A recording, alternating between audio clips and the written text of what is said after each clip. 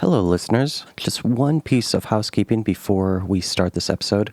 It was supposed to be a 3-person episode with myself, Hugh, and Zach joining us. And Zach had a few audio issues that happened early on. And we actually just determined after listening to it that it would be easier to cut his part from the podcast.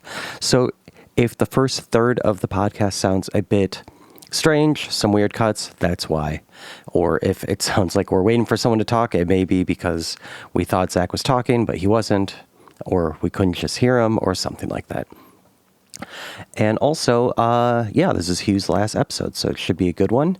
And you will hear 2 more episodes with Hugh because we recorded some cool spare episodes after this one. Oh, and there will be one episode after this where I explain the future of the podcast and have some cool recordings that some of you have done for Hugh's podcast retirement. So that'll be coming up in the next week or 2. And then we'll go from there. All right, enjoy.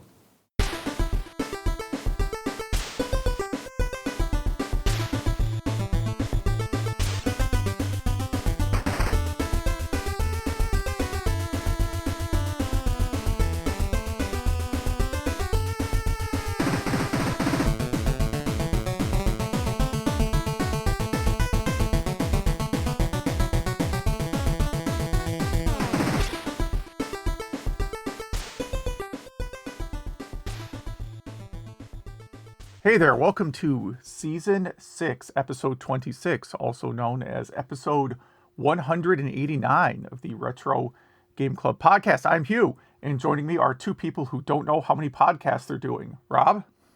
Hi, yeah. Who knows? Who can possibly know? And Zach? Hi, yeah, I'm just getting started. Yeah. Lost track already. That relates to a news item that we have later. Yeah. Hey, what did you get anything good for Christmas? Yeah, so I told my wife a while ago, like over summer, that I don't need anything because I pre-order every game that I want. Yeah. So I said, hey, there's this new Atari 7800 thing coming out. Just pre-order that. That would be good. So she got that for me, and I hooked it up. I haven't really found a permanent spot for it yet. I got to kind of figure out where I want to keep it. Here's my initial review. So the short version is it plays 7800 games really well. So I guess that's kind of the only thing that matters. The default controller is not really awesome. How come? But it doesn't, it's not, so it has a D-pad with like a little like screw-in joystick nub, and neither of those feel very good. Like the D-pad, I think it's designed that you have to use it with the little nub, because with the D-pad, like you'll press up and the guy, like Miss Pac-Man, that's mostly what I was playing, won't always go up. Like I think it needs the leverage from that little nub to actually fire. But they also have a clone of a 2600 controller, which is actually perfect. Like if I blindfolded you and just handed you that controller and asked, like, is this a real or repro 2600 controller, I don't think you would know the difference. That's great. That's cool. I don't remember the original 7800 controller having that problem, though. It was a different style joystick altogether. Oh, okay. Yeah. But I have 7800 controllers, but they're behind my Christmas tree, so I have to, once I take down Christmas stuff, I can get a real 7800 controller plugged in there, which will be a lot of fun. Nice. But while my wife was browsing the Atari site, she bought this 4-in-1 game cartridge with paddle controllers. So it's a cartridge with like Breakout, what is that, Canyon Bomber, Video Olympics, and Night Driver. I think I probably have all those, but it doesn't really matter. I always forget that my wife was a big fan of Breakout in the 80s. That was like one of the 2 games she liked. So we got that, and it came with the paddle, but it did not come with the cartridge. No cartridge in the box. So she complained to, the Atari Holdings Company. They didn't really respond, so she had to open a PayPal dispute. Which, it's this whole mixed bag around, the current iteration of Atari. Like, I think they're doing a lot of really good things, but they're still not a competent company. Yeah, yeah. So it was just empty space in the box. Yeah, there's a spot, a cartridge-shaped hole in the box. So, yeah. If anyone from Atari's listening, you're getting bad PR here right now. So what do you do? Can you even buy that cart separate? No, but the thing is, I think if I just plug one of my many copies of Breakout into it, it'll work just fine. Hopefully, when PayPal threatens to pull the money back from Atari will send us the cartridge. That's kind of what I'm hoping this gets down to. Yeah. Wow, that's We shall unfortunate. see. Oh, and the other thing is the pack-in game for the 7800 is a completely blatant Adventure Island ripoff, but it is fun. What's it called? I don't know. Hold on. I'm at this place. It's exactly the distance in my game room where I can't read the label. So like 1 foot away. A little more than that. Hold on a second.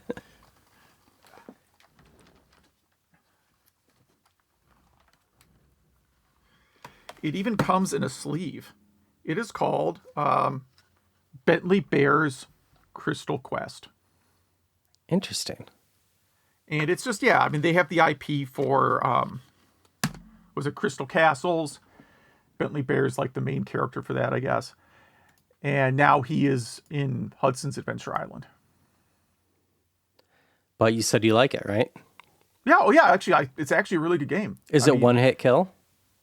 No. That's good. So, yeah, I've been enjoying that one. What else I do? I posted my annual virtual Christmas card. Kind of recap of what I played this year. Most of the articles me complaining about Final Fantasy VII Rebirth. So. Yeah. Read it or don't. I don't care. And then I last night, the 28th, and it's very important that I note the 28th, did my annual Deadpool get together with my real life friends. You know, as in people I know in real life. None of them are into retro games. It's a very interesting crowd, really.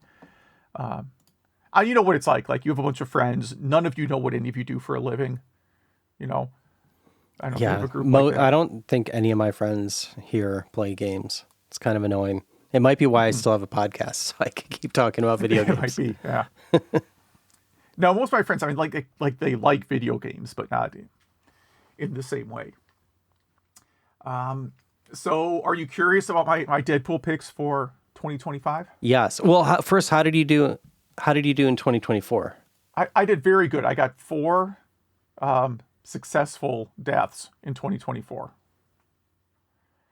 So I had Chris Mortensen. He's an NFL announcer or writer. Had WWF wrestler Virgil was on my list. In hindsight, the incredibly obvious one, Mohammed Deef. He was the head of the Hamas military wing. And Shannon Doherty. Those are my 4 successful ones. Now, you'll notice I did not mention Jimmy Carter because I have to note again, we had our gathering on the 28th. So under the Betty White rule, anyone who dies after the gathering but before the new year counts towards the next year. Oh, okay. Because both Betty White and the last Pope died on like December 31st. Which is not when we get together because we have other New Year's plans. Those of us with kids have no New Year's plans, but other people who don't have kids have New Year's plans. So my picks for this year, again, in reverse order, because you get like 1 point for your number 10 pick and so on. So number 10, I have Sid Croft of HR Puff and Stuff fame. Anyone knows who that is? He's just old. And I got number 9, Randy Moss. I know this is really grim. I'm a horrible person. Number 8, Jerry the King Lawler. Number 7, Dylan Roof. He's one of 3 people on federal death row right now, so I feel good about that one. Number 6, Harvey Weinstein. 5, Jack Hanna. Number 4, Ron Jeremy. If you're listening with your kids, you can skip that part. Well, it's too late now. Number 3, Virginia McCaskey. Number 2, Sister Jean. That's a hyper-local Chicago celebrity. No one should know that. And of course, number 1, everyone's number 1, was Jimmy Carter, who then died the day after we had our Deadpool gathering. So everyone has 10 points currently. Everyone. It's a 10-way tie at 10 points apiece. And I wrote down a couple psychic predictions. We each write down a couple psychic predictions. I've only ever hit one, I think. Mm-hmm. But I wrote down Bears explore move to Gary, Indiana. City tells them no thanks, they can do better. I wrote hospitalizations from drinking raw milk reach recorded high. And seems likely, I think so. And Joker 2 will win multiple Golden Raspberry Awards. Seems very likely. I think it'll probably win. They have an award for like worst on-screen couple, stuff like that. I did not see that one. I didn't either, but I read a review of it and thought this sounds like one of the worst movies ever made.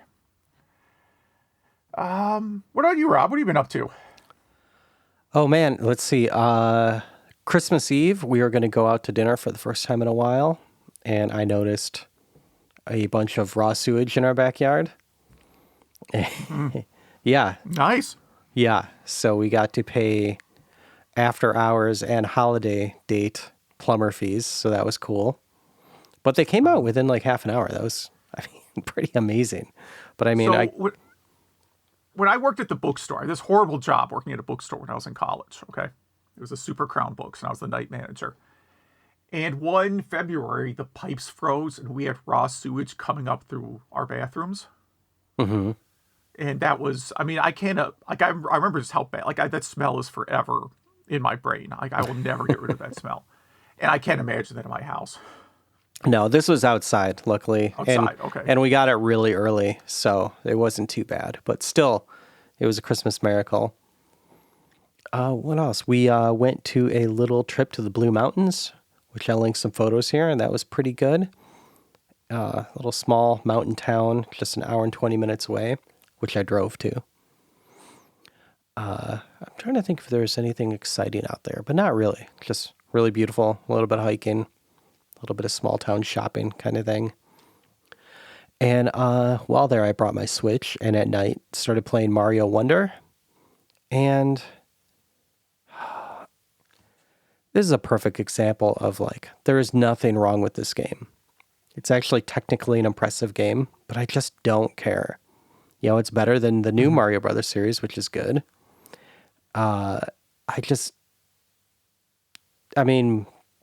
Mario Maker exists. Do we ever need another 2D Mario game?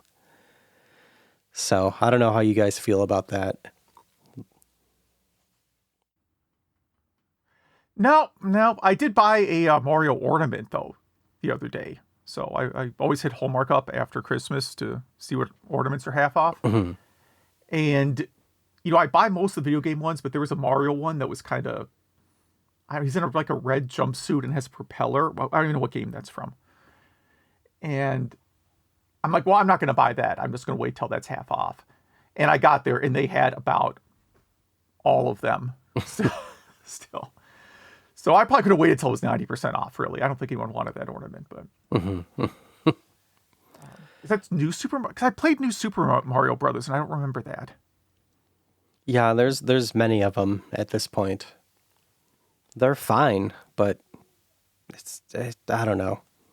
I was kind of done with it after Super Mario Brothers 3. I still love the 3D Mario games, but I don't think I need another 2D one.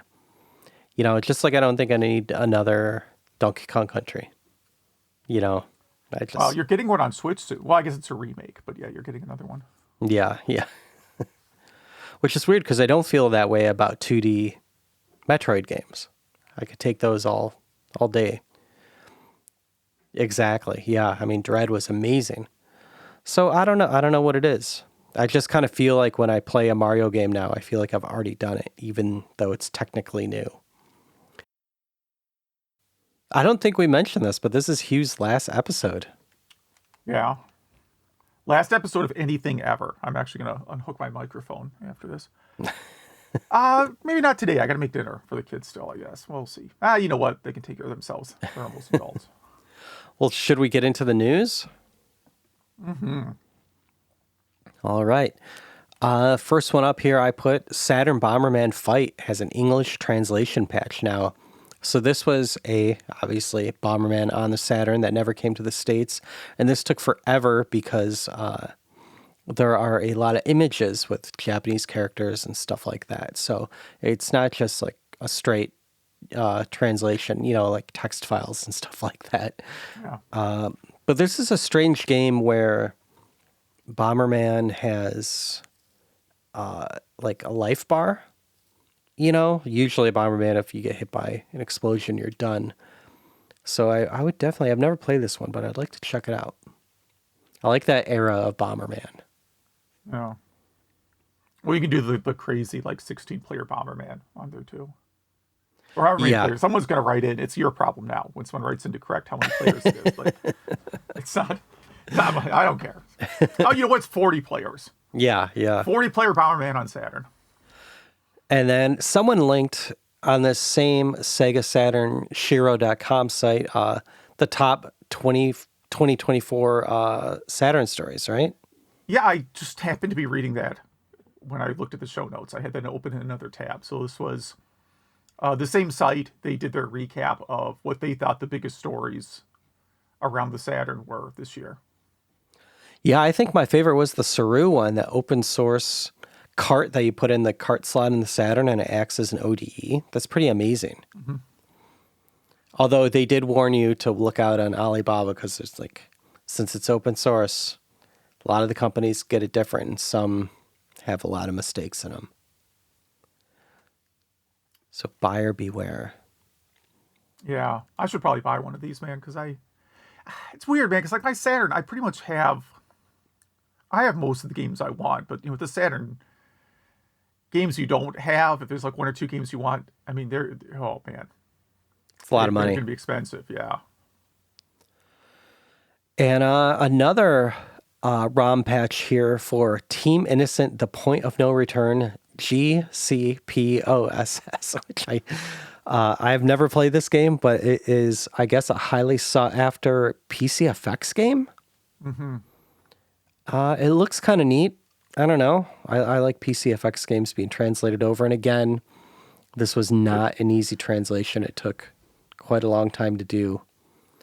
And apparently they even translated the credits at the end. So kind of cool. I'd like to know if any of our listeners have played this. I don't know if many of them own PC-FX or even emulate it. Whose story was this? This was me again. I figure I might as well contribute for once. All right, so ArcadeHeroes.com has a list of arcades that have opened or are opening in the near future. So this is like everything really from 2024 on. What's crazy is one of these was like Southridge Mall in Greendale, Wisconsin, which I was in this year, and I did not see this arcade, so this must be fairly recent. But it's all over the U.S.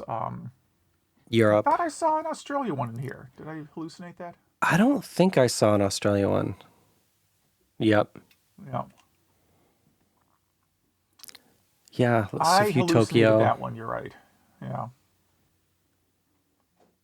Yep, everywhere but Australia, of course.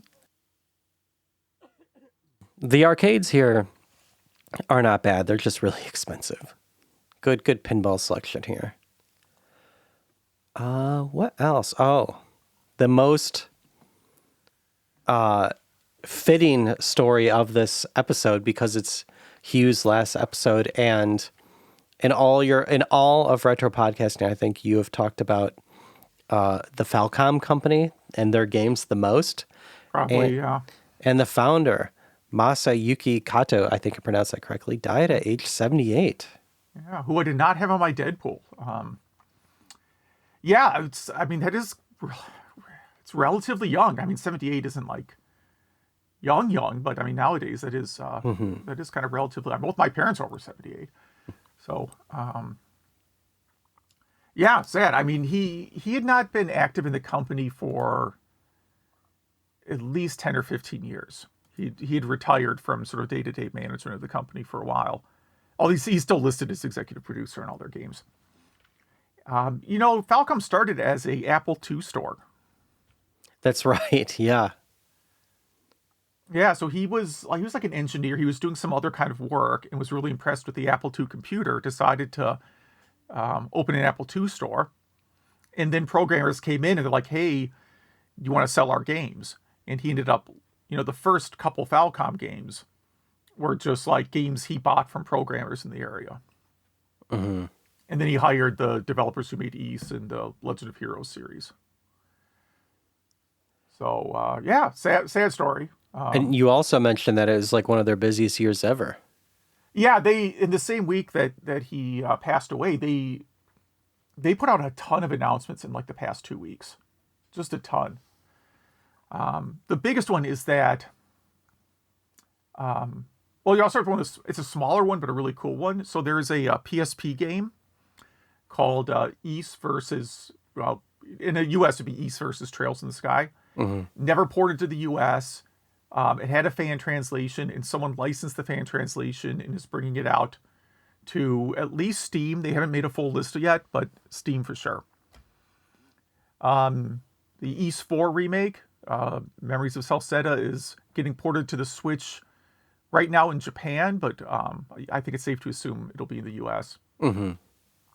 Ys 10 is getting originally it's in an upgraded version, and it made it sound like what they did with Ys 8 originally, but it seems more like Persona 5 Royal.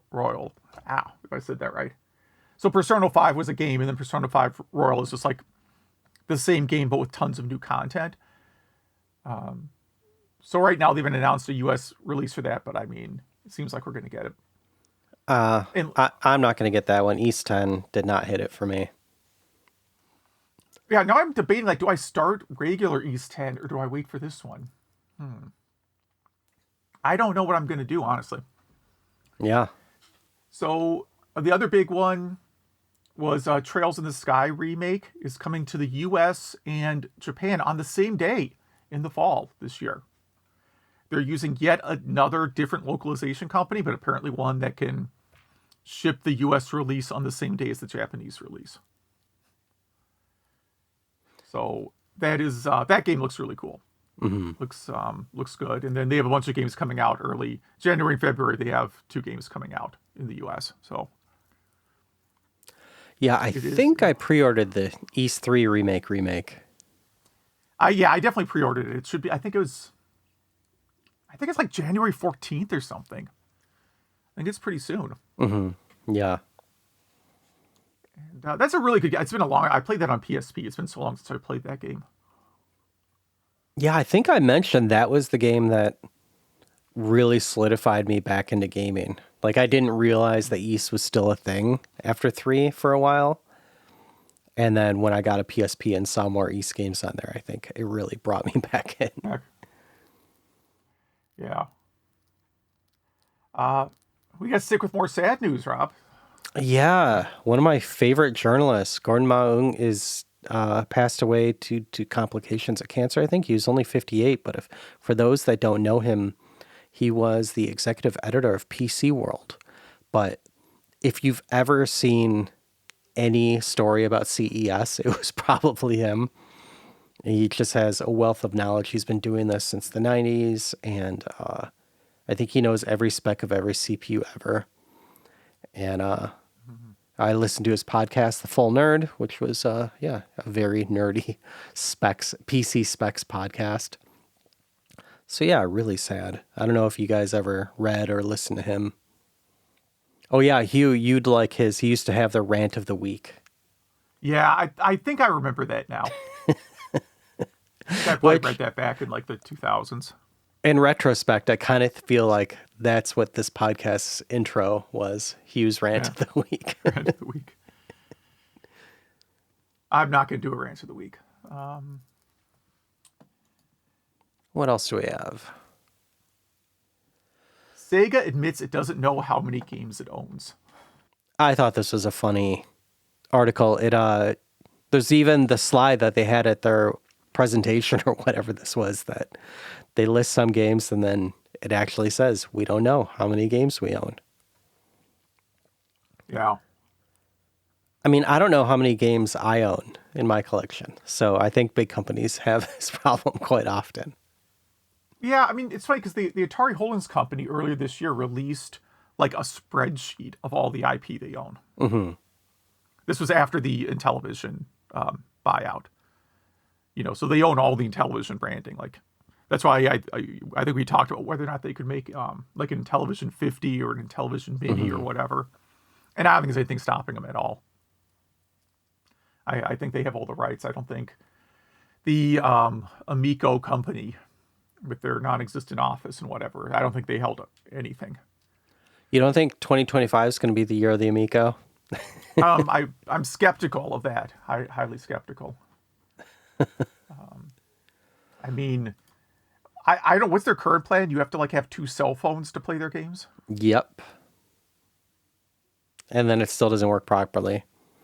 I tried on my phone and an iPad, and it did not work. It didn't work. No worky. No. And yeah, it's kind of strange. I forgot that Sega owned Atlas. I think a lot of people didn't realize they owned Warp. What else do they have in here? All the Puyo games, Technosoft, CRI, Sammy, and whatever else they don't know about. Yeah, it's funny. I mean, I work for a big software company that has acquired a lot of other software companies over the years, and we have like an internal wiki of like every bit of technology we owned and what the competitors to that technology are, even if it's something long obsolete. Mm-hmm. So I think it's just a matter. This seems like a Sega problem. I don't know. Maybe if you went to Microsoft, I bet Microsoft could give you a list of every IP they own. You think? Mm-hmm. Like, do they know they own King's Quest? Or all the Quest games? Do you think they realize that? I bet they know that. Okay. With their well, they own like the Zork and stuff, right? I mean, they own a bunch of stuff that I'm sure they aren't thinking about, but I'm sure a lawyer knows about it. Mm-hmm. Mm-hmm. I wish Konami would do this and release some Hudson Soft games. Yeah, Konami seems to not know what they own. Yeah. So Sega is rumored in 2025 or 2026 to be releasing a streaming service or a subscription service, I should say. Kind of like Nintendo Online. Do you think they own enough IP to warrant any amount of money per month for that? No. I don't think so either. We're all paying too much for too many streaming and subscription services already. Yeah, I mean, I'm paying for the not Microsoft, the what's the other one? The PlayStation, the PlayStation monthly thing. So on a related note, I didn't put this on my notes. I did try streaming Grand Theft Auto 5 directly to the PlayStation portal. Mm-hmm. You can do that now. How'd it work? Yeah, I mean, the game played. It actually looked pretty good. It's streaming the PS5 version, which is like extra scaled or something. It's big. Like it looks, higher def or higher resolution, whatever the right term is. I can't figure out how to save. It Weird. seems to work on autosave only. And autosave didn't really work for me. Because I started it up, finished what I thought was the first. Maybe I didn't technically finish the first mission. Maybe there's multiple steps to the first mission and I messed it up. I don't know. But when I went back in, I still hadn't completed the first mission. Like, I just wanted to get to the part where I was like playing as Trevor and just dorking around. Like, that's the best part of the game. So wait, how is the latency? I didn't really notice any latency. I mean, it takes a while to boot up. And when I say first mission, I got the intro mission with the bank heist. It saved past that. I'm talking the first mission where you're playing as Franklin. But so it felt responsive and all that? Yeah, I mean, I think I have to tweak the controls because, like, I'm not very good at driving certain types of cars in that game, so I maybe have to do some controller adjustment. Like, overall, it played very well. That's great. Good. Yeah, I mean, it was promising, except for the saving part. I don't want to redo that first mission again. So I don't know what I did wrong that it didn't save. I'll probably go back to it some other time. I fired it up after I like literally played it on like Christmas Eve because my wife thought some things we had to run out and get Christmas Eve, and driving through like the parking lot at Target, I was like, I'm going to go home and play Grand Theft Auto 5 and just run over people. Like, I need that right now.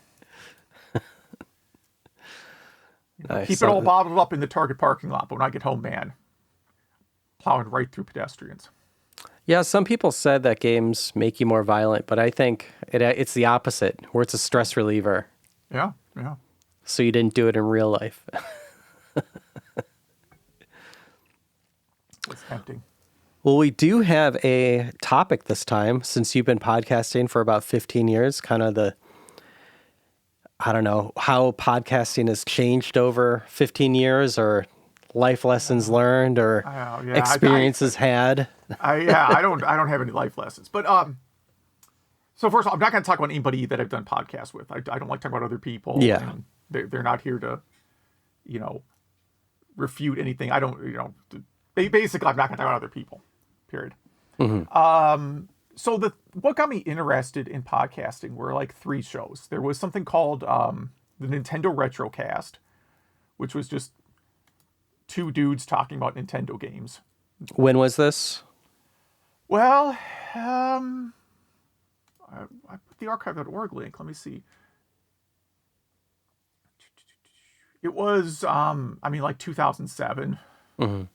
It was early, like around the time that the term iPod, first, was used, or podcast, I should say, was being used.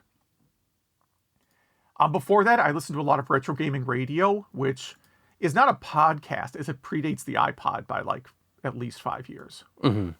So this was just one guy who, put MP3s in kind of radio format on his website going back to 1998. I don't recall what the early format was. They might have been like Real Media or some other highly compressed format. It might have been MP. I think he might have always just used highly compressed MP3s. But that was just cool. Like, hey, look, this is a cool use of the internet. I can record a radio show and, talk whatever I feel like and just put it on the internet. Who cares? And then early Retronauts. So, like, in the beginning, Retronauts was like a companion show for the 1UP website. And it was just like, hey, we have a website about video games. Let's do a podcast sometimes, about like retro games. But then, as that show as that IP got acquired, they, got rid of staff members. I'm not saying anything negative about the show, just that I like the early years of the show a lot. And I don't like the later ones quite as much. Well, I mean, like you said, like how often, like how many games can you talk about? Yeah, right. Yeah, that's. They're going back now and they're saying 10 years ago we did this episode. We're going to do it again. Yeah. Oh, yeah. You have to. I mean, you're just going to start repeating stuff, or you're going to be talking about some really, really weird games. Yeah. Let's talk about A Boy and His Blob. A Boy and His Blob. What's the game where you're like, it has Grandpa from the Munsters on the label for the 7800. Oh, I can't believe I forgot the name of this. But I'm just saying, you're going to be talking about weird games after a while. But again, the format was all like, here's some dudes talking about games they like. Yeah. Great. And like, I would say this show and like the Atari 2600 Game by Game podcast are about the only things still kind of doing that. I mean, maybe there's other shows I don't listen to. I'm sure there are. The Retro Hour is very close to that. It's pretty well structured, and it does have like ads and, the Patreon stuff. But it doesn't feel like it's an ad heavy show. Does that make sense? Well, I mean, I fast forward. Yeah. I started after the ads. Yeah. I think that's the biggest thing. So in the past, like between like 2009 and now, I think Patreon's really the biggest thing. And then podcast ad networks. Like if you record your show with Spotify, they have like integrated ad networks. Like I have nothing against making money. I don't care. Make all the money you want. I don't care. But I think it kind of makes podcasts a little bit less interesting because you're less likely to try some kind of risky, like niche topic if you're worried about, are people going to unsubscribe from Patreon? Right. Like, I would never do a podcast about Hyper Catalog 4 if I cared if anyone listened. And we also never wanted a Patreon because we didn't want, like, we have jobs and families and stuff. So if there was a time where we couldn't do a podcast, we didn't want to feel bad because we owed someone something, you know? Yeah. Yeah, and I think Retro probably makes a decent amount of money on their Patreon. You know, it's probably worth their time. So let's see here. Some weird things over time. So early on, when I started first doing podcasting, there are a lot of people who were trying to build like networks, if this makes sense. Like, we're going to run, you remember in the 90s, you had the web ring? Yeah. This was basically a web ring. Like, people were trying to like come up with a lot of, because social media maybe wasn't huge yet. There were a lot of people that were like, hey, I'm going to run a network of these things. And then a lot of people trying to get jobs, I'm using air quotes, promoting your show. Mm-hmm. It was pretty common for some rando to be like, hey, you know, if you pay me, I'll promote your show, whatever that means. I don't know. Did not do that.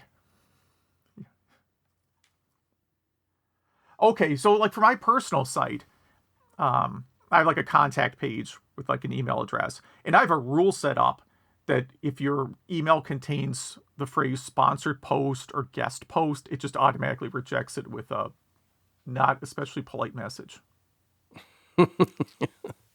Because I constantly get emails like, hey, can I do a sponsored post on your site? And if they leak through, I usually tell them, they're like, well, what's your rate? And I'm like, $1 billion per view. Non-negotiable. U.S. cash only. Wasn't there a retro network of podcasts for, I mean, it probably ended around 2011. There was, yeah. There were a couple. And yeah, I think they all, this is all kind of stuff. This is more like stuff social media made obsolete. Mm-hmm. Yeah, again, you're not saying anything bad about the networks. You're just saying what happened in history. Yeah, this is what happened. Like, yeah, people tried doing this, but people preferred, you know, groupings. They preferred Facebook. That's basically what it is. People preferred being on Facebook than following a bunch of different websites.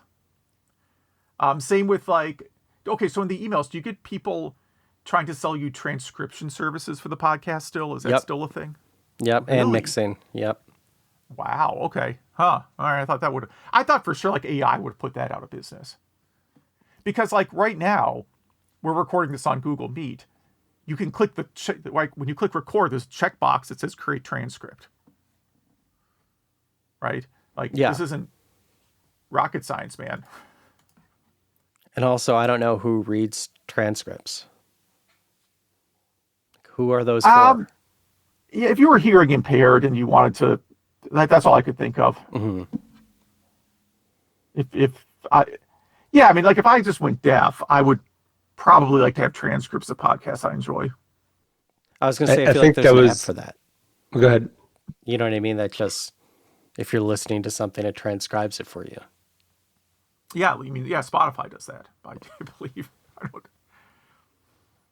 Again, like it's people just trying to sell you junk. Like they're not offering any value, right? That much I'll say. Like, transcription is not a hard problem to solve. We just, between the three of us, named 3 different ways to solve that problem. Mm-hmm. So that's and another big thing I've noticed, forums to Discord. Definitely for gaming podcasts, but now that I think about it, there's some other podcasts I listen to that have mentioned having a Discord that are not gaming podcasts. So that's one. I mean, again, the theme is like, this sounds kind of like a bummer. Yeah, you know, for me, the biggest theme is in 15 years, this went from like, you know, people trying something because they could to how do I make money doing this, which is kind of the entire arc of the internet. Yeah. Yes. You know, originally, take GameFAQs, man. GameFAQs is built on like people in the 90s that wrote text-based walkthroughs for games because they wanted to. Yeah. You know, that kind of, you could not do that again today because everyone would want to know how they're going to get paid for it. And doesn't Atari own that now? No, Atari owns Moby Games. That's right. Someone owns GameFAQs. Maybe IGN. Someone owns GameFAQs. Someone did Embracer. Oh, jeez. I think it's Embracer. Well, hold on. GameFAQs. Yes, I think Embracer bought GameSpot, which includes Game. Let's look at blah, blah, blah, blah, blah. Yeah, it's owned by Fandom Inc., which is Embracer. Mm-hmm.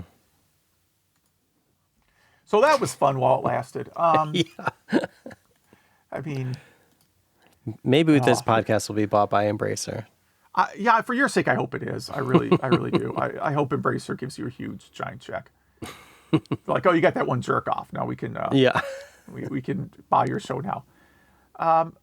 Again, I'm not trying to be like depressed, but like the thing that gets frustrating about doing a podcast for a long time is that like random like meme people, M-E, like people who are like famous for a meme or F-list celebrities, right?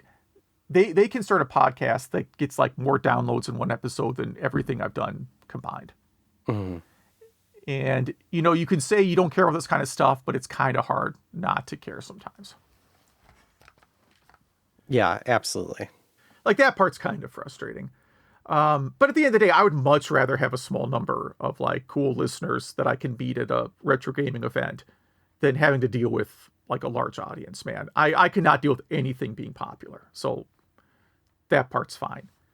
Like I did mention, I had like a stupid article once back in like 2013, go like, you know, front page of the internet viral. Okay. Which was a really awful experience. It turns out. Yeah. What happened? Can you tell that story? So, yeah. So, well, here's what happened is I made this gallery, just this silly little, you know, 10 or 12 images called, if NES games were made today, which was just like fake screenshots of NES games. If they had like design features from 2013, 2012, somewhere around there, I made this. And it it completely blew up. And at the time I was using a web host for all my websites. The company was called Lunar Pages. They're called something else now. I should have gotten off them a long time ago. But they're one of these companies that say, you know, if you go to their site, it's like GoDaddy. It'll say unlimited bandwidth, mm-hmm. right? It turns out that's not really a true thing. If you have really crazy bandwidth usage, they will just shut your site down and any other sites you have with them, even things that are not related, even things that are not on the same virtual server with mm-hmm. them. So like my wife's site with all of her author stuff, right? Boop, just gone. We're just taking you offline because you got too many hits. And I'm like, well, your site says unlimited bandwidth. And they're like, yeah, we don't mean that. So that was like a very quick scramble to move every site that I had to somewhere else in a very, you know, kind of short amount of time. Mm-hmm. I didn't have to. I could just for a minute. I'm just like, well, I guess I'm done with this. Like, I'm just not going to have a website anymore. It was fun while it lasted, you know. Did you get a lot of emails about on your email I got a lot of form? people that wanted to do. I got a lot of like just sites I'd never heard of that wanted to do like interviews. I'm like, I don't know what you want to interview me about. Go away. I made some stupid pictures. There's nothing to talk about. Like, I don't care at all. But it was like, so, you know, our website, I had to kind of scramble because she had a WordPress site, and I'm sure you've had to move a WordPress site before. Mm-hmm. And moving a WordPress site alone is like the worst day of your life. So again, with my site shut down, so it's like, well, how do I get the data off these servers that you're not letting me access anymore? You know, like all that goes along with that. So, you know, I moved all her stuff to WordPress.com, which now has some other kind of like internet drama going on. I don't know what the deal is with them. Yeah, that's crazy. That's a whole other story. I don't know, man. But yeah, so Lunar Pages is now a company called Host Papa, which I think, let's see here. I bet they also say unlimited bandwidth on their site. You know, but they don't mean that at all for a moment. Like, so I ended up moving my site to Amazon, to AWS. So the nice thing, here's my pitch for, I don't work for Amazon. But AWS, like I've had a couple things that got shared on some site and got, you know, a bunch of hits in one day. Zero issues. Mm-hmm. like my monthly bill with AWS is like $5 a month. And if something goes viral, it's like $5.10 a month. So it was definitely the right, like I should have just moved the site to AWS a long time ago. I needed like everything to just get completely deleted for me to be like, okay, well, I guess luckily I'm like pretty like maniacal about taking backups of everything all the time. So I can restore all my sites onto other web hosts, but I now have to do that.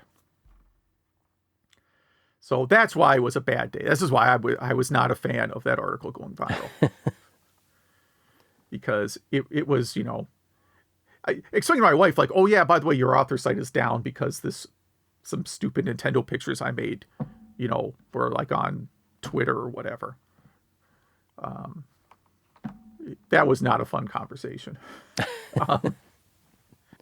A few of your predictions on that site or on that article did come true, like retro achievements and at least one other one. Yeah, retro achievements. Yeah.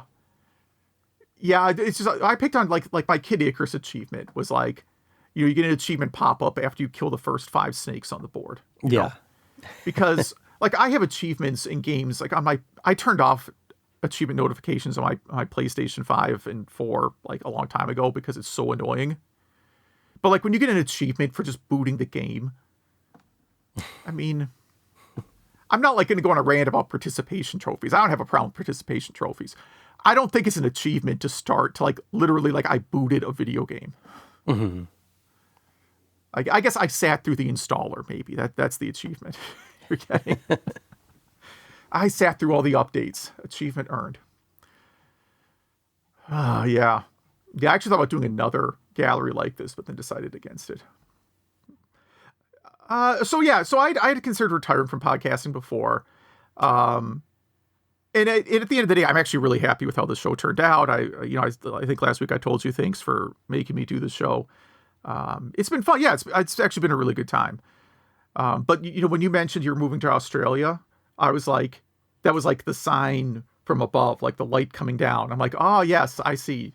This is now the right time for me to quit because yeah, it's gonna be inconvenient, Well, this is like middle of the workday for you. This is usually when I try to go to the gym with my wife in the evening. So yeah, it's just. Well, yeah, and also we tried to, and I should say to the listeners, the next episode will have a lot of you and me talking about Hugues a little bit, and then I'm not sure if it's gonna be that episode or the episode after. I'll talk about ideas for the future of the podcast, and also we have 2 or 3 recorded episodes, so you're gonna hear Hugh at least twice more. At least, yeah. I'll be. This episode started with the idea of having a real topic each episode. Like we would go over different compilers for retro games and stuff like that. And after like 5 of those, we're like, oh, this is a lot of work. Yeah, it is. Yeah. If we did a monthly show, it would still be too much work. Yeah. So the topics kind of didn't really happen. Yeah, and I did like that idea, but yeah, I at the time, like you, we both we both definitely underestimated the time commitment. I think we front loaded it with topics we already knew fairly well. Mm-hmm. And then it's like, oh yeah, this is a lot of work every week. Yeah. Like I would like this Saru thing for Saturn, right? Like that would be a great topic, but when am I going to do that? Mm-hmm. I got work and stuff, man. It would be different if it was like a Patreon or I was retired or whatever, Yeah, if I was retired, it would be very different. I mean, then I couldn't have, I wouldn't want to blow a bunch of money on stuff like this, but you get the point. Yeah. We all get the point. But no, I don't think I've really learned anything. I don't have any wisdom. I think if you want to start a podcast for fun, you should do that. If you want to make money podcasting, I know this is how cynical this is going to sound, but I would try and find like the most gullible audience you can. And then do a show directly at them. Like, that's how I think you make money in podcasting. I think that's the secret. And then use it for a pyramid scheme. Yeah, or, I'm going to mint some NFTs, and then you rug pull. Yes, yeah. There was some kid that literally created an NFT called like the rug pull NFT, like it was like some 14-year-old kid. He created an NFT and he's like, I'm going to do a rug pull. And then he did, and people were still upset with him. That's awesome. Yeah, I'd say, I mean, the only thing I've really learned from this was, if you're going to create a podcast, at least give it 10 episodes. Like after 10 episodes, I think, you have to get your sea legs, you get your rhythm down, and even like one thing can put off a podcast, like one change, like we changed around our format and topics and stuff like that a few times. And then also, even if Zach is here or we have a guest of any kind, just adding a third person is a whole different dynamic. You know what I mean? Which can be better or worse, depending on. And then, if you like it or not, a lot of people don't realize that the hardest part about podcasting is if you have to mix it. Some people don't mix their podcast at all and just release it as is. Yeah. But you said even with your past podcast, there was a lot of editing, right? Yeah, there was. We had 3 different editors throughout the year. I hope this is why I want to be careful, because I don't want to. Yeah. Other reason I don't want to mention names specifically is because I don't want to forget anyone. Yeah. 3 editors. One of them is still in does professional media production today. Like works for like a website you've heard of doing media production. The other one. Yeah, that's how I want to talk to you. No, he's not. I don't believe he's in the media industry at all. And one of the other editors makes homebrew NES games now. So that's. But again, if there's a 4th that I forgot about, I'm going to feel like a jerk. I have a way of just kind of growing up in like in the army, right? Like you learn to just forget people pretty quickly. Yeah, if you're moving around. Yeah. Yeah. It's just, all right, whatever. That was neat. Well, should we move on to Game Club? Yeah, we should do that before I lose my voice. Well, my game was Final Fantasy VI, but I emailed you before this that you have a lot more to say about it than I do. So if you could start out with Final Fantasy VI.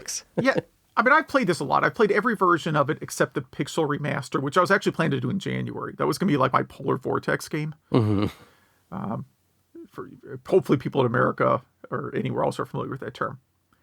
The order I played it in was Game Boy Advance, Android, and then Super Nintendo last. But that's actually the order I prefer playing them on. I really like the Game Boy Advance version a lot. I like the leveling system because the level system is tied to which summon you have equipped. So like I didn't get it right away, but like once you figure out that what summon you have attached impacts your stat growth, you can very quickly like create very, very overpowered characters. Yeah. So like Realm has the highest base magic attack, so you can get her to max magic attack level way before any other character. So that means with even like low level spells, she could do like 4 9s of damage 4 times in one battle turn.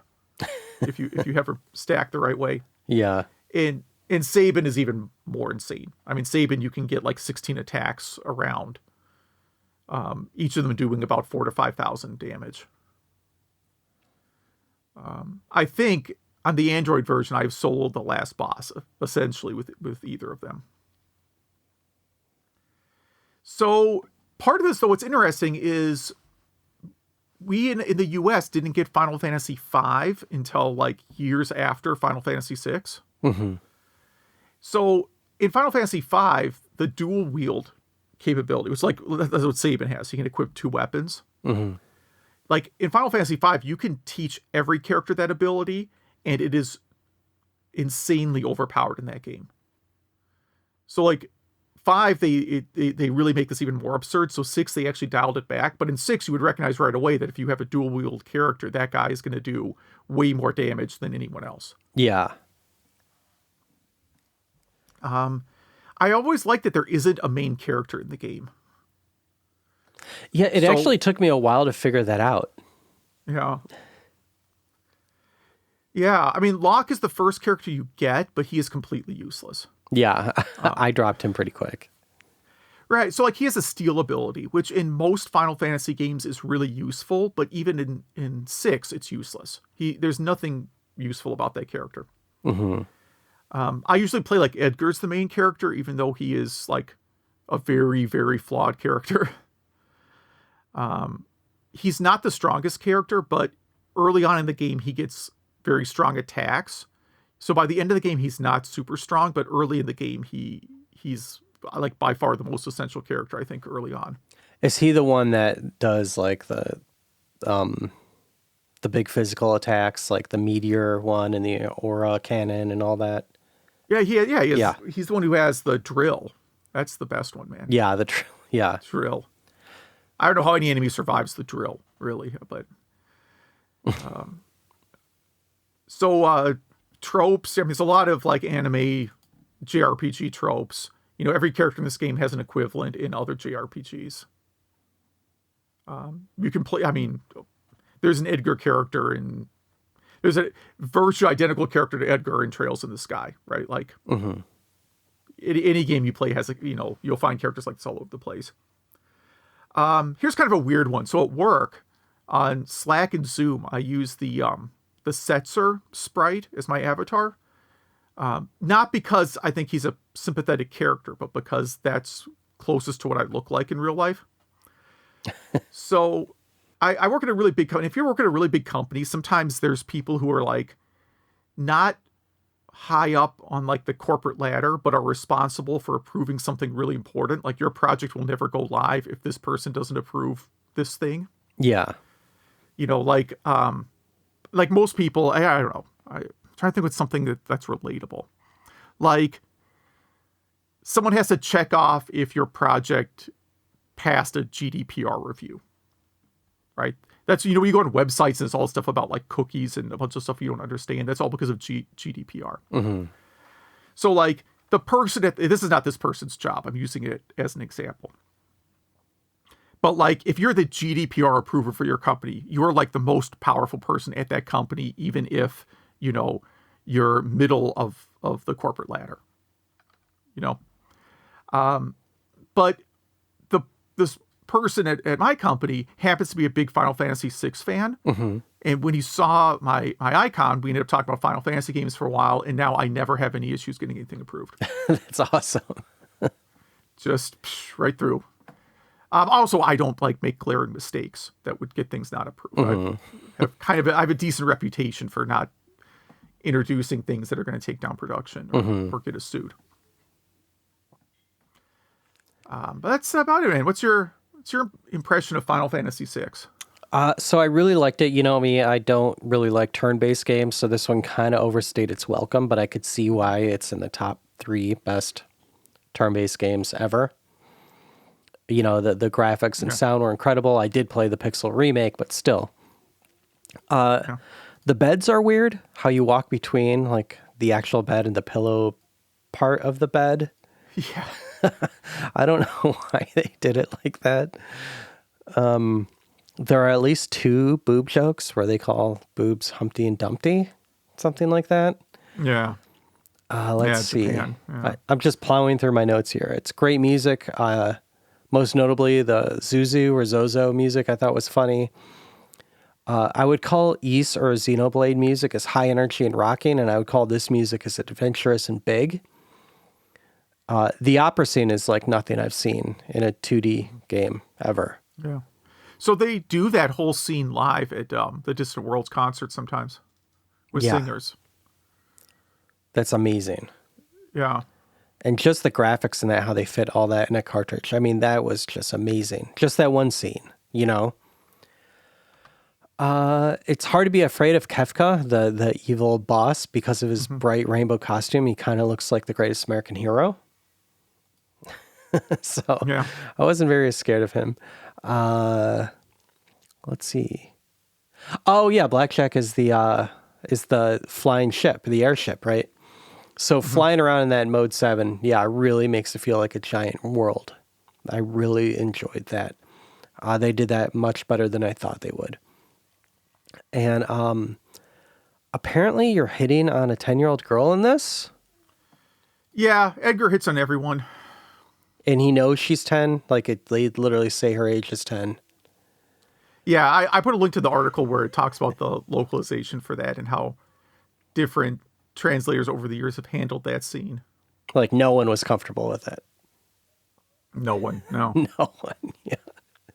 So definitely had to call that out. That I was like, did I just see what I thought I saw? The Earth opening up is an amazing scene. I mean, a lot of this is just so impressive. This would be an amazing 3D remake. Like, why are they remaking? I think 9 is the next one they're doing a remake for. Like, do this one. Wow. Yeah, 9 is that is a big game. That's a really big game too, though. Well, they'll probably make it into like 7 games. Oh, I hope they don't. I'm not going to play. I mean, I don't know if you read my virtual I did, yeah. Christmas card, but I was very clear in that I am not playing the next Final Fantasy VII installment. I think they've learned from their mistake, and I think any remakes will be smaller, more. I'm not going to say bite-sized, but not multi-disc games. I don't care. I'm not doing the next one, man. And then let's see. I beat it. I love that it has a real ending, a big ending, like most games that just say Like the 12 end. minutes. It definitely felt earned, and I really liked it. Even though, like, in the end, the world does still kind of sucks. Like, Kafka ruined the world, right? And that's the second half of the game. Yeah, and in the ending, like all magic is destroyed on the planet too. Yeah, and like the whole planet is still destroyed, except they have like a nice waterfall again, I guess. Yeah. There's no more bad emperor. Your tip to me to go to the dinosaur forest and grind there really helped me. I overpowered everyone. Everyone had Ultima, Arise, Re-Rise, Sleep, Slow, and Stop. And those, you could do anything with all of those. Do anything. Yeah.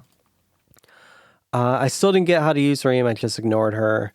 Yeah, you never. The key with her is you don't ever use her ability. You just use her as a spellcaster because she is the highest magic stat. Yeah, I didn't understand that at all. I'm like, why am I painting things? Yeah, there's now some speed runs used to use that because it can glitch out the game really badly. Oh, really? Yeah, I don't know if that's still the predominant speed run approach, but that for a while it was something where she paints something and it would somehow you would get the game to glitch out. Weird. I have to look. Yeah, I remember seeing it. It's oh,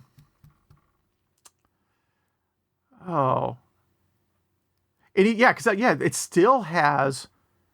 Yeah, it still has a category in the speedrun page. It has any percent glitchless and then any percent sketch, which is using her sketch ability. And there's a difference of about an hour and a half.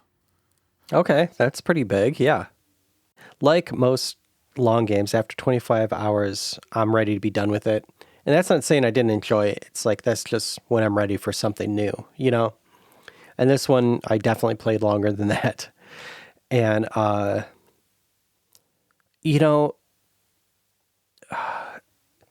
I have a problem with older JRPGs for the same reason I like, or at least apologize for and stick up for point and click adventure games from the same era. You know, so that's a whole bunch of my problem. You know, the stuff like you have to ask the same character the same question 3 times to get something, that kind of thing.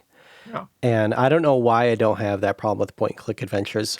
I think I just like the systems in those better than turn-based. And, you know, playing this game in 2024 for the first time, I think it's kind of like watching Citizen Kane for the first time in 2024, where you realize while you're watching it that, yes, it's one of the best movies ever made. But there's more exciting things out there, even in retro to me. But I think, again, it's specifically because I don't really do turn-based. But I did enjoy playing it. I do recognize its greatness. Nothing but good things to say about it. And I don't think I'm going to play another turn-based game for a while. Although my next one is probably going to be one of the Phantasy Stars, 2 or 3. Okay. Oh, yeah. Jeez. Okay. I predict you're going to hate Phantasy Star 2. I think you're going to like the setting and the music, but I think you will. Unless you find some cheats, you are probably going to really not like that game. That's the thing. Like, the nice thing about these remakes is they have easy mode, which is like what I played this in, where you get 2x the experience and stuff like that. So yeah. Oh yeah, I mean, I could play this. I'll probably play this game in a week with the experience boost.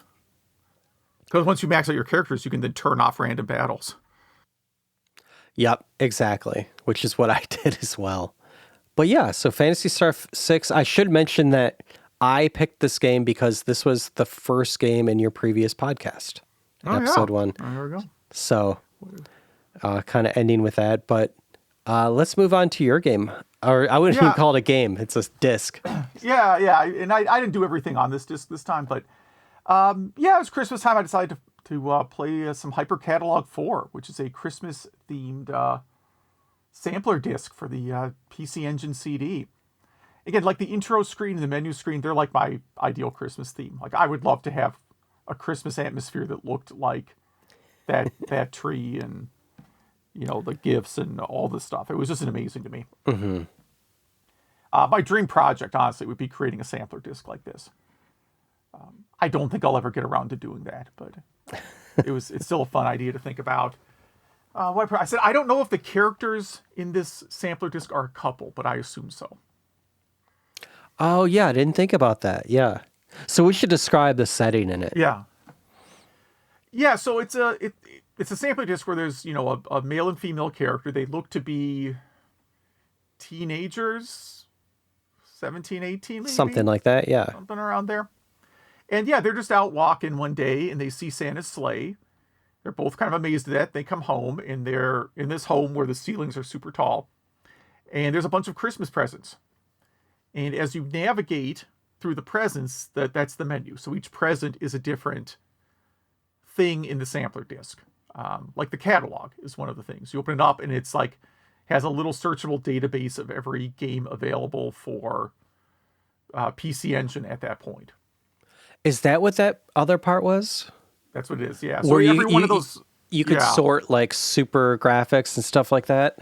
Yeah, you would sort super CD, regular CD, chip, and then genre, and some other fields, and you could search for other games for the system. Mm-hmm. And that's been a staple of the Hyper Catalog. That's why it's called Hyper Catalog, because you have this little database of what games are available. I probably could write a program to extract it. I don't think it's very hard. I really, that just blew my mind. Yeah, because I was so confused by that part. I was just like, what am I doing here? Yeah, and then it has like suggested retail price and release date and that kind of stuff. Or, And again, it's because it was in a different language. And this is my first Hyper Catalog. It's not like I'm not that dense where it's like in English and I'm like, what am I looking at? Yeah, no. I mean, all the Hyper Catalogs have some variation of the catalog. Mm-hmm. They're all roughly that same style. Like, of all the discs, this has the most content. Like the most stuff you can go play and watch. Some of the other discs have maybe more. Some of the games are more like trailer heavy. They're more like trailers. This one has like the most playable demos. Yeah. So, as for the playable demos, I mean, I'm going to do the ones that I tried again because I just didn't play them all. Super Darius 2 is on there. Again, I don't last more than a minute or two at this game. It's crazy how this is like a really slow shooter, but there's just so much stuff on the screen that I can't survive. Mm. I don't know who can handle this game. I'm going to have to watch a speedrun someday because it is nuts. East 4 is like the most deceptive playable demo because it's really just the intro of the game when you're back in the first town from East 1, which isn't even where East 4 takes place. Mm-hmm. Like you're just stopping off there. So I guess it gives you an idea. I guess what it accomplishes is it's telling you that this looks and plays like East 1 and 2, not like East 3. Yeah. Man, that intro The intro to East 4 is amazing. It is, yeah. It's really, really good, man. This is like, this is probably overall the best 16-bit CD game. Yeah, yeah. I forgot. I mean, I only played it once, but I totally forgot there was a floating island that isn't Ys. And I only played Salcedo once too.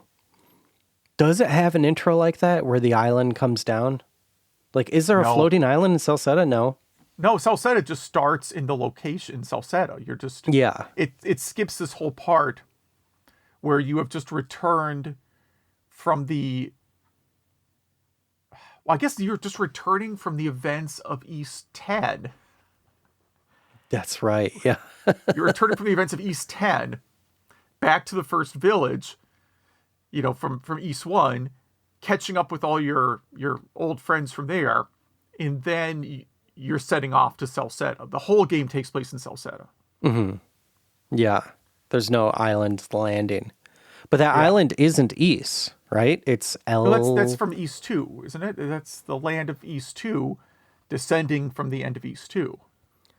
I thought that... Well, it starts with an E, the land in this, the other evil people.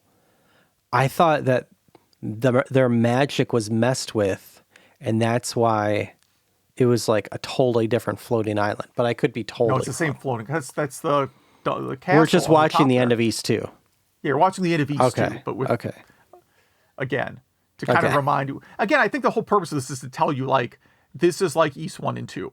You're getting a game like East 1 and 2 again. Oh man, again the whole intro is better than most animes that are released. Yeah. So, I mean, it's such a great game.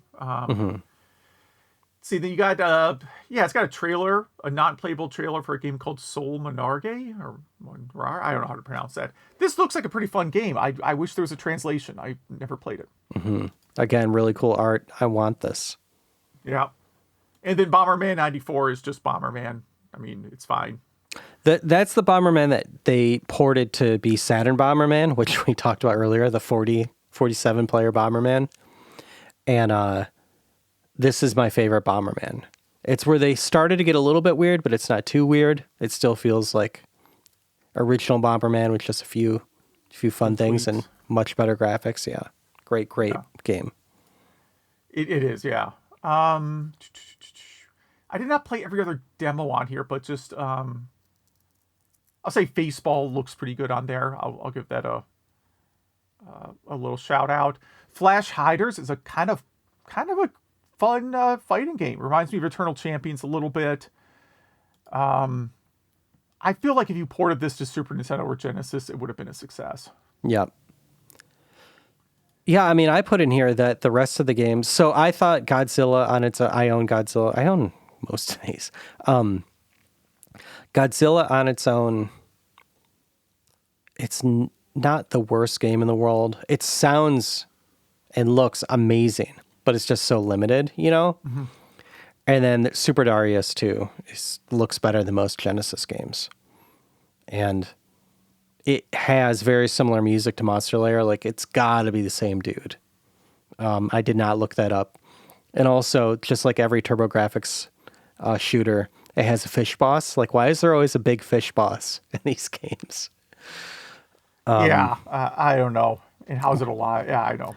But my point to all those is this, and I'm not sure about other hyper catalogs. Is that what they're called? Yeah.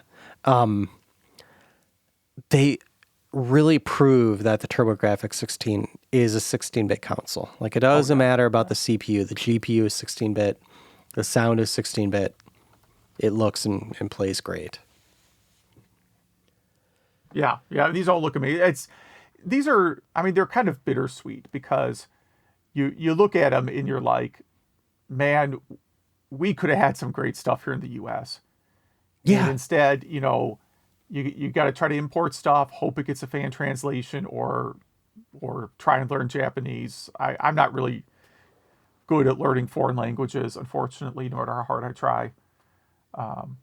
I did joke with my wife that if we ever go to Japan together, I'd be really good at buying like swords and stuff because I know like how to read like items in a weapon shop in Japanese. That, right? Yeah. From trying to play trying to play Ys, or whatever. Like, you can buy like the Japanese versions of Ys on the Switch right now. Mm-hmm. Like, I can get through those. I can buy a sword, no problem. If we ever go to Japan and that comes up, I'm gonna buy a silver sword. Don't worry about it. Yeah. Anything else, I'm no help at all. Well, I thought this was a really interesting pick. I was glad to go through it. And I do not own this. I had to. This was, when I bought this, it was pretty cheap to import. Mm-hmm. So it did not cost that much. Again, this was a while ago. Who knows now? But at the time, none of these were expensive to import. PC Engine stuff's, a lot of it's not that expensive unless it's really rare. So I'm not sure about this one. Yeah. And I think my only other note that I didn't say is that the intro to this, all the animations, the music, they put more work into this than most full games don't have. Oh, yeah. And the graphics and the characters that we mentioned before are top notch. And I don't know, like the music in this is so good. I hope that it's not just in Hyper Catalog 4. Like, I hope this music's reused somewhere and people hear it because it's so fantastic and catchy. Well, so the menu music, I think, is the same across all the discs. But that, like, intro Christmas song that's really short. That's what I'm talking about, yeah. Yeah, for a 30-second song, it is great. It's so catchy. I think we had two great picks there. What are you going to play next that you won't be on the podcast for? I'm going to go with Myst. I think that's a lot of our listeners' favorite games ever, right? I think so, yeah. So I hope everyone plays that. Great. And I'm going to play Super Mario Brothers 3. I will play that, but I'm going to play the Super Nintendo version. I will play that in the next cool month. So if any of our listeners play Myst, Super Mario Brothers 3, if you check out Hyper Catalog 4, Final Fantasy 6, if you have 15 years in podcasting or any thoughts about the history and future of retro podcasting, if you know how many games Sega owns, have any memories of Gordon Mah Ung or Masayuki Kato, if you know of any more arcades opening or have any more fan translations of Saturn Bomberman Fight, please email us. Email at retrogameclub.net. That's email at retrogameclub.net. And we also have our socials that Zach takes care of. And we do have some feedback this episode. Let's see. Got a couple Majors writes in to talk about Australian malls being big in the U.S., like the 90s. I was going to chime in on this, on his point, but is Amazon not a big deal? Like, I'm thinking it's not Amazon that killed. I'm going to have to edit this part. I don't think Amazon killed shopping malls. I think Walmart killed shopping malls. Mm-hmm. Is there an equivalent of Walmart in Australia? No, Australians don't usually like big name brands. Like malls do have, all the big name brands, but they kind of reject Amazon. Not as many people use Amazon here. Okay. So I'm not sure if it is Amazon or not. And also, I really don't know what it is, but it's very different here. I think super Walmarts are like the biggest. Because if you look at the timeline of like malls declining, Super Walmart had already been around, before Amazon was big, and you'd already seen decline in malls from Walmart. I'm not putting down Walmart. If you want to shop at Walmart, I don't care. But they have in one store that had there's one store that has everything and it's cheaper. It's gonna put a lot of stuff out of business. Yeah, it even has a food court. Yeah, I guess they do. They have like a Subway or a McDonald's. Yeah. Oh, the biggest Super Walmart by me has both a Subway and a McDonald's.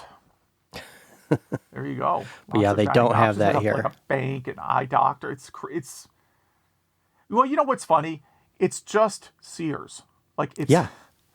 It's 1980s Sears. Like there was a time, Kmart had food courts. Sears, I think that was just all the worst CEO in American history. That's it. It was a bad CEO. No.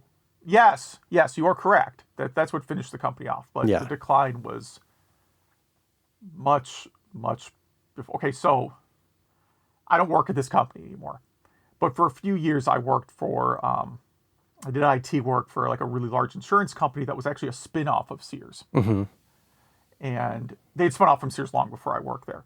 But some of the senior executives there were like old Sears people. When I say old Sears guys, I mean like they were old. Like, not knocking out everyone gets old, I'm going to be old, right? But they, when you talk to them, they were like very blunt about how Sears did not take Walmart seriously. That Sears as a company was just like, well, those hicks down in Arkansas can't possibly compete with us. And didn't really realize that if you open stores and you sell stuff really, really cheap, at least cheap compared to Sears, right, you're going to steal the business. Like Sears is just like, well, no one's going to want to shop at that store. So that was the start of their downfall. And then, yes, they have a CEO who, they're down to like, whatever chance that company had of surviving. He ruined it. Yeah. Worst CEO in history. Yeah. Yeah. And Kmart too, at the same time, took both of them down. Yeah. Yeah, that's right. Same dude. So back to Major's email. Any way you pronounce bezel is correct. I'm going to pronounce it bezel from now on because he assured me that according to Merriam Dictionary, any way you want to pronounce bezel is correct. Nintendo DSi dropping support for Game Boy Advance, and how sad it is to not have a Game Boy Advance with a backlit screen. I understand that one, yeah. Mm-hmm. It's a good one. CDI. So I mentioned this. We didn't have CDI at Electronics Fatigue. The Babbages that he worked at in the 90s had the Philips CDI, and they even had a Philips CDI rep come out once a month to, he put in quotes, help with sales. He recalls when they were demoing the newly released Burn Cycle, he asked if we could try out the new Zelda games, and the rep went out of his way to get them to not play them. Interesting. Yeah.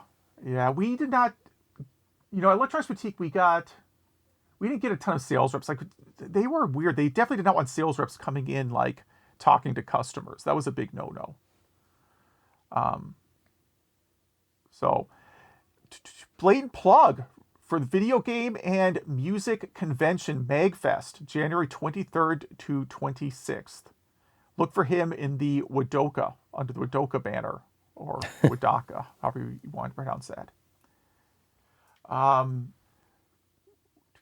What else? Joy-Con accessories. Do not forget about Rock Band and Guitar Hero. Okay, so Visual Basic 6 recreated in cross-platform IDE in Modern.net. Says we totally lost him, like when you talk about video cards. Nice.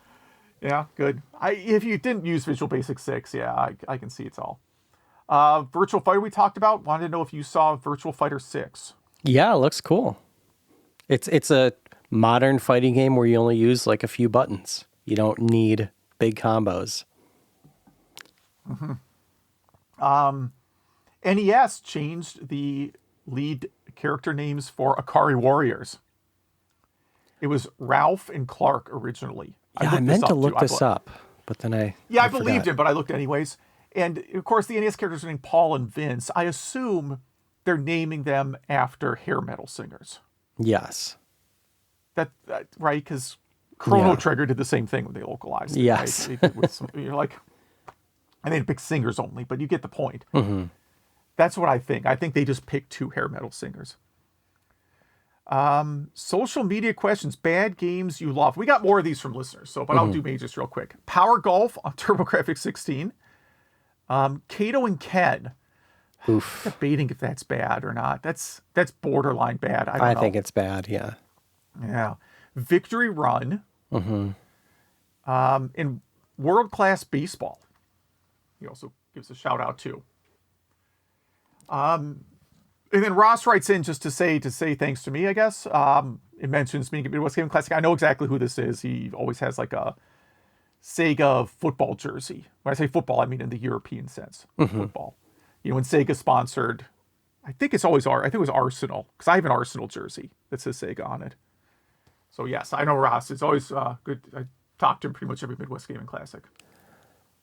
Nice. Well, thanks for those emails. And we have, some more social media feedback for the same question, bad games you love anyway. And I'm going to go first, even though I did a little bit last time. But mine are Fester's Quest, even though last time we were like, that's a good game. King's Quest 3. It's a lot of people's least favorite King's Quest game, but I think it's my favorite. Any Quicks-like? Does that count?